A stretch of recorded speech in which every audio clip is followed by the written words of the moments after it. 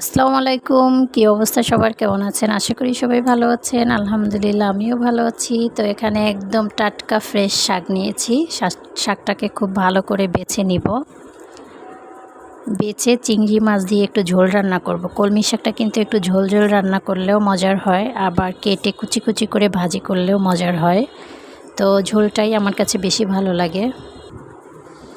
এই যে ছোট ছোট করে কেটে নিয়েছি।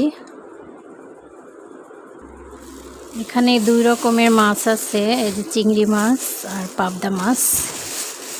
তো মাছটাকে কেটে নিব।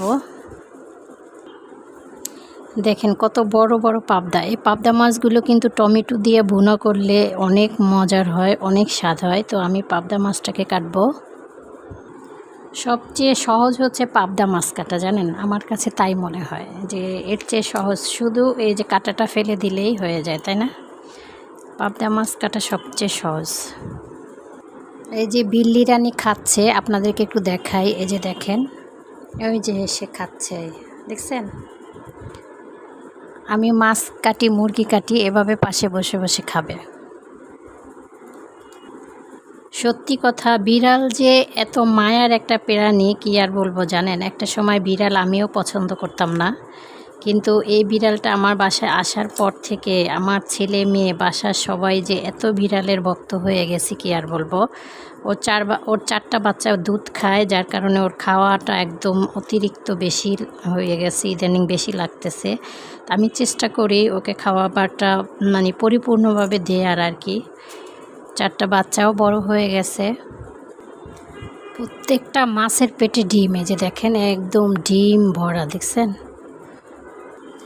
তো এখন চিংড়ি মাছগুলো কাটবো। একদম দেখেন, এই ছোট চিংড়িগুলো কিন্তু খেতে বেশি মজার হয়, তরকারি দিয়ে রান্না বা যে কোনোভাবেই রান্না করি না কেন, সত্যি অনেক মজার হয়। তো মাছগুলো কেটে নিচ্ছি।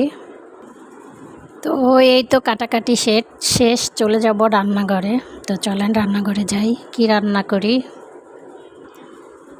করি অবশ্যই শেয়ার করব আপনাদের সাথে। তো আগে তো বললামই যে চিংড়ি মাছ দিয়ে শাক রান্না করব আর পাবদা মাছ ভুনা করব। তো এই তো তেলটা গরম করে নিয়েছি, মাছটা দিয়ে দিব।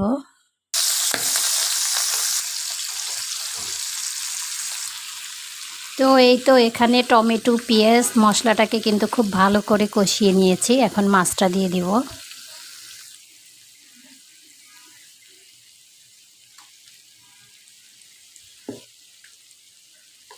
পাবদা মাছ কিন্তু শুধু মাছটা ভুনা করলেই বেশি মজার হয়, এর পাশে কোনো কিছু দিলে আসলে এতটা টেস্টি বা মজার হয় না।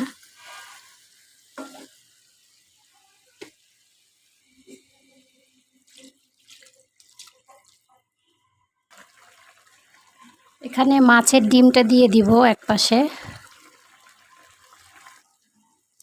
তো এই তো মাছ ভুনাটা কিন্তু হয়ে গেছে, এই যে দেখেন মাছের ডিমগুলো, আর মাছের কি সুন্দর একটা কালার হয়েছে, দেখছেন?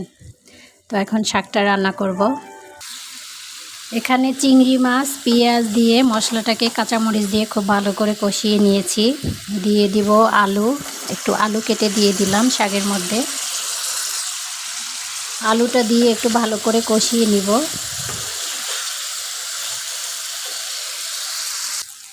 আলুটাকে খুব ভালো করে কষিয়ে নিয়েছি, এখন শাকটা দিয়ে দিব। শাকটাকেও কিন্তু একটু কষিয়ে নিয়েছি, এই যে দেখেন আলুর সাথে কি সুন্দর একটা কালার হয়েছে, মানে দেখেই খেতে ইচ্ছা করছে। তো অল্প একটু পরিমাণে ঝোল দিয়ে দিব।